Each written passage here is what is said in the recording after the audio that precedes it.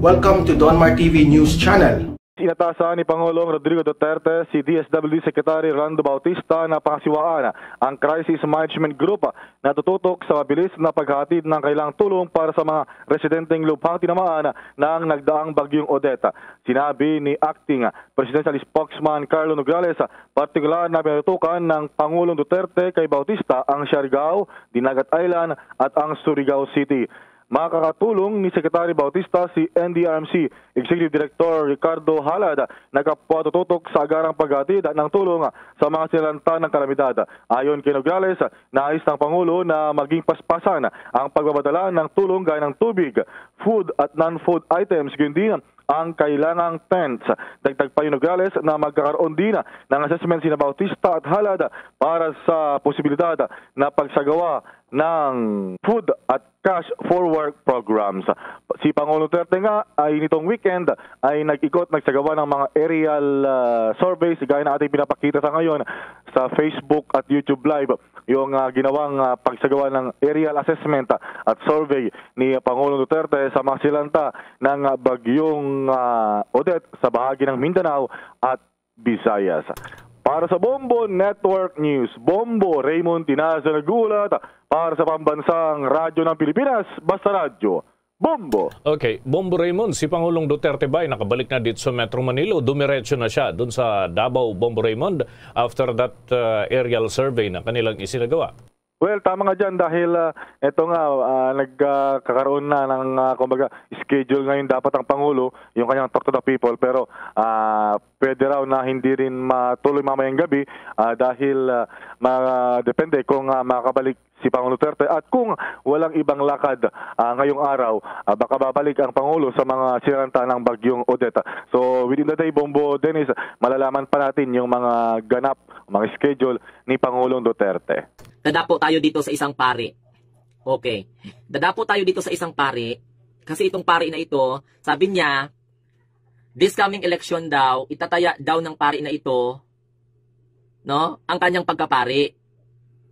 Kapag hindi daw tayo bumoto sa matinong kandidato, huwag na tayong magsimba. Kasi palektor-lektor pa sa simbahan, pakutut pa ng Bible, tapos suporta sa demonyo. Tapos, ang premise ng pari na ito, hindi ko naman sinabi na si Bongbong Marcos ang demonyo. Wala naman akong sinabi na si Bongbong Marcos ang demonyo. Father, hindi kami pinanganak kanina lang. Okay? We know how to read between the lines. Oh, sabi ko nga, darating yung araw, mapapahiya yung mga walang pinag-aralan kaysa mga may pinag-aralan eh. Mapapahiya yung mga may pinag-aralan sa walang pinag-iralan. Kasi, I assume, to the principles of probability and assumption, itong pare na ito, talagang mataas na ang kanyang marka o degree na naabot sa kanyang educational system or educational journey. Sabi niya, hindi ko naman sinabi na si Marcos ang demonyo. Sino pala ang katabi mo? Ako, talagang ganun, di ba? Ako lang, gusto ko lang i-emphasize ito. Sabi ng pare na ito, kasi public knowledge naman ito eh. Hindi naman siguro ito mag-post kung alam niya hindi sa public. Kasi sa this coming election daw, itataya daw niya yung kanyang pagkapari kapag hindi tayo bumoto sa mga matitinong kandidato, huwag na tayong magsimba. I-include ko na yung sarili ko Kasi baka mamaya, kasi paliktor-liktor pa simbahan, pa-quote-quote pa ng Bible, tapos suporta sa demonyo. Anong klase po? Sabi niya, handa na rin ako mawala ng kaibigan kung ganyan din lang. Grabe ha, in love ata ito si Father sa kanyang kandidato na sinusuportahan. In love ka, Father? Tapos sabi ng isa, trending na naman itong old post ko at ang dami na namang spam na messenger ko. I will stand up to my challenge. Sabi niya, huwag na kayong magsimba kung boboto kayo sa demonyo. Yun ang sabi niya. Dagdag ko lang, sabi niya mga BBM trolls and supporters, di ako Father ang harapin mo, hindi ako troll. I challenge you, Father. Ako ang harapin mo, hindi ako troll, buhay ako, may espiritu ako, gumagalaw ako. Okay, kasi ako ay talagang BBM supporters. I-rebat natin kung ano yung punto mo. Sabi mo, huwag na kayong magsimba kung boboto na kayo sa demonyo. Sabi, dagdag ko lang mga trolls and supporters ni BBM. Tingnan nyo ulit yung post ko kung nakita nyo ang pangalan ng kandidato ninyo. Grabe kayo, sinabi lang ng tarpulin, mag-ingat sa magnanakaw, galit kayo kaagad. Guilty no, sabi niya, kasi alam nyo anong klaseng kandidato meron kayo, pero depensa pa rin, hoy gising. Ikaw ata, Father, ang nananaginip. Para maliwanagan kayo. Mga pare kayo at saka mga madre kayo. Huwag na kayong sumali sa politika. Kasi nakakahiya kayo sa simbahan. Nakakahiya kayo sa mga matitinong pari at mga matitinong madre. At ako gusto ko itong topic eh. Wala pa siguro may nakasupalpal nito sa pare na ito kasi alam mo kung bakit. Puro balita lang, ganito ganyan, nakikita. Sumali si Cardinal Sin, si Anhing Cardinal Sin. Di ba maliwanag sa utos ng Santo Papa na huwag kayong makialam sa politika? Pero bakit dito sa Pilipinas, sinahayaan ito ng mga obispo at saka ng mga kardinal makialam itong mga pare na ito? Yung iba mga pare na ito, mga aktivista. Oh. Kaya wala bilib ang tao eh. Kaya ngayong iba hindi na lang pupunta sa simbahan. Magluhod na lang sa puno ng saging. At saka at the same time, puno ng lansunis at saka ng durian, maligtas pa siguro. Kaysa sa magpunta direktas pare na demonyo din palang ugali. Ganun, di ba? Oo nga, wala kang binanggit. Pero if you are a really spiritual person, hindi ka magsabi na, I still stand to my challenge. Huwag na kayong magsimba kung buboto kayo sa demonyo. Anong tingin mo sa mga pananampalataya? Demonyo? Nakasutana pa kayo. Di ba? Tapos pinapatulan mo, Father, yung mga kritisismo. Tapos nakamask ka pa. Tapos Lene Robredo, ang mask mo. In love ka ata eh. Sipin mo. Alam mo sa totoo lang, Father, hindi ganun. Walang maniniwala, parang walang nang maniniwala sa iyo eh. Imagine itong pari na ito, hindi ko talaga mag-gets. Kasi he is a university lecturer of Ateneo de Manila, Loyola School of Social Sciences, Diploma Course Director Chaplain at Catholic Safeguarding Institute, Society of Jesus, work at Ruben Tansu Center for Manila Ministry, former Faculty Director of Human Formation at San Jose Seminary. Ganun ba yung Director of Human Formation? Anong klaseng pagkatao ang pinupurma ninyo?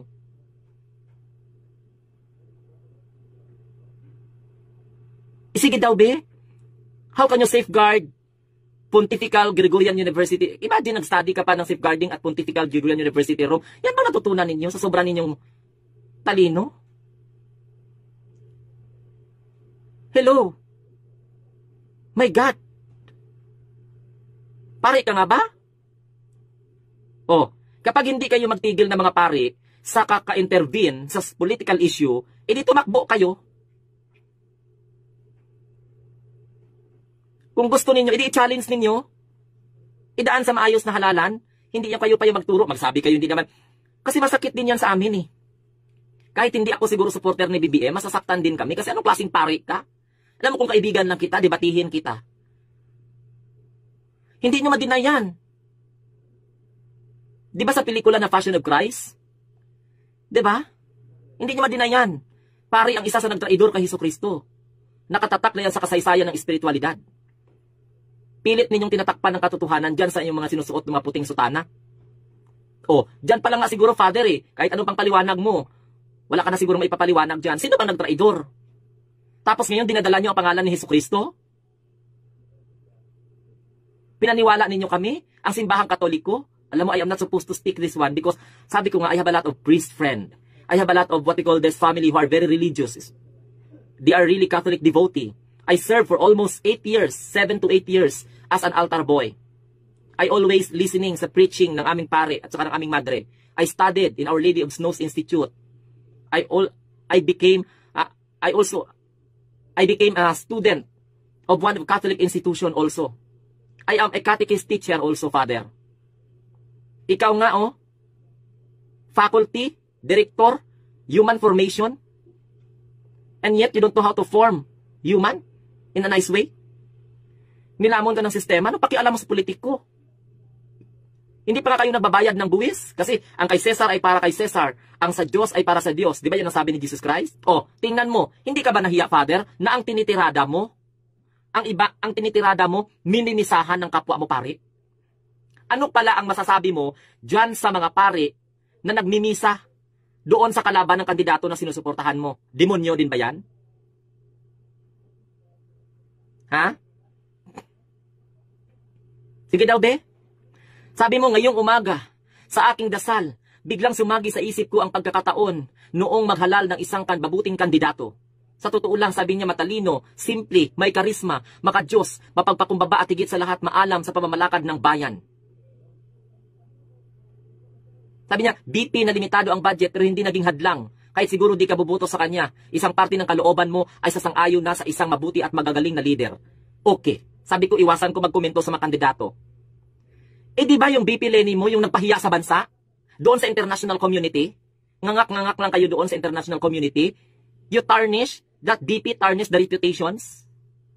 Kaya nga minsan na siyang finailan ng impeachment? Anong klaseng pare ito, Diyos ko Lord? 'Di ba? Kahit siguro di ka bubuto sa kanya, isang parte ng kalooban mo ay sasang-ayon na isa siyang mabuti at magaling na leader. Kung hindi na ninuryakan, kung hindi siya nagpagamit, hindi siya nagpakita ng katangahan minsan, di sana naniniwala na yung taong bayan, baka isa pa kami sa nag-endorse sa kanya. Pero kahit hindi namin siya ini-endorse, hindi namin siya sinisiraan. Paano namin siya siraan? Siya man din ang nagasira ng kanyang sarili. Sino bang ini-interview na nakukot ng media? At nakikita ng mga tao na pasyunga-syunga yung mga sagot niya. Oh, marami pa atang qualified na vice president kaysa sa kanya, father eh. Pero given. Oh, given. Ganun na tayo. Oh, sabi na naisip ko, ang ibang mga kandidato siguro may saglit din sa buhay nila na nakita nila ang galing ni Lenny at bumilib sila dito. Naisip mo nga, pero hindi mo ba naisip na yung kalaban ni Lenny baka mayroon ding galing? Why not you give that benefit of the doubt? Naisip ko, sabi niya, ang ibang mga kandidato siguro may saglit din sa buhay nila na nakita nila ang galing ni Lenny at bumilib sila dito. So, hindi mo baging tanong ang sarili mo, bakit na baka may nakita ka rin na kabutihan ng mga kandidato na kalaban ng kandidato mo? Pero di nga tayo tulad ni Maria na walang bahid ng kasalanan, Immaculate Conception, kaya pansariling interes at opinion pa rin ang nananaig. Kailangan nating maliwanagan. Paliwanagan mo kami ng naaayon sa prinsipyo ng moralidad. Hindi yung pinapaliwanag mo sa mga tao na inciting para sirain yung pagkatao ng isa. Pati kami yung mga sumusuporta, oo, wala kang binanggit na pangalan, pero hindi naman kami ipinanganak kahapon, Father. Pasensya lang. In my case, I learned also how to read between the lines. Hindi lang kaya ikaw ang magaling. Gusto mo man pala kaming paliwanagan, bakit idaan mo pa sa siraan? Bakit idaan mo pa na parang kapag gaano ka ba kasigurado na walang bahid ng kasalanan? Ano yan ang kandidato mo, Virgin Mary? Ano bang kandidato mo? Santa? Ikaw, Father, ano ka? Santo? Yung santo nga makasalanan eh. O tingnan mo, mga apostoles nga magnanakaw. Apostoles tax collector. Apostoles immoral. Ikaw talaga, Father, oo. Diyos ko, Lord. Kaya minsan hindi ako bilib sa mga tao, nagpabilib-bilib ba? O.